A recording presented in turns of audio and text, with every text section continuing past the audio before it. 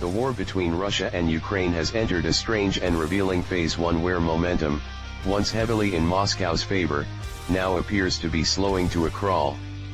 Recent battlefield data suggests that Russia's advances have not just slowed down, but have hit what could be described as a wall. In fact, analysts are calling March one of the weakest periods of progress for Russian forces in over 2 years. Now, this isn't just a military update, it's a signal. A signal that the dynamics of this war may be shifting in ways that are not immediately obvious but deeply important. From Ukraine's perspective, this moment is being framed as a quiet turning point. Officials, including Foreign Minister Andriy Sybiha, argue that their defensive lines are stronger than they've been in a year. And interestingly, this strength isn't coming from sheer manpower, it's coming from technology. Drone warfare and improved air defense systems have allowed Ukraine to level a battlefield that once seemed uneven. And here's where things get interesting: modern warfare is no longer just about tanks and troops, it's about innovation. Ukraine has leaned heavily into this reality, using drones not just as surveillance tools, but as force multipliers. The result? A country with fewer resources managing to slow, and in some areas halt, a larger invading force. But let's not mistake this for a clear victory. Far from it. Even as Russia's progress stalls, the war continues to take a devastating toll on civilians.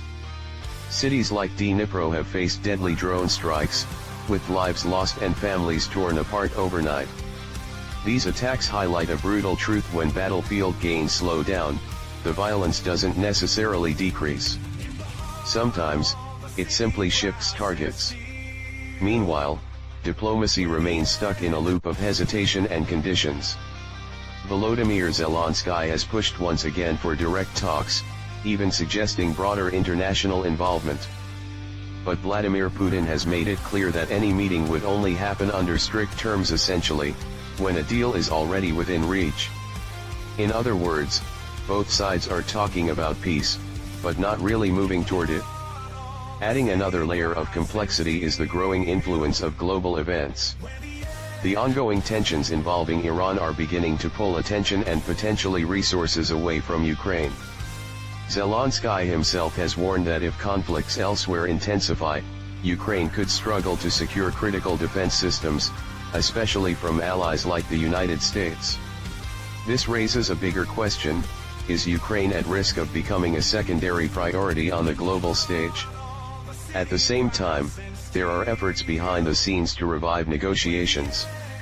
Recep Tayyip Erdogan has stepped in once again, attempting to position Turkey as a mediator. It's a familiar role for Ankara, balancing relationships with both sides while pushing for dialogue.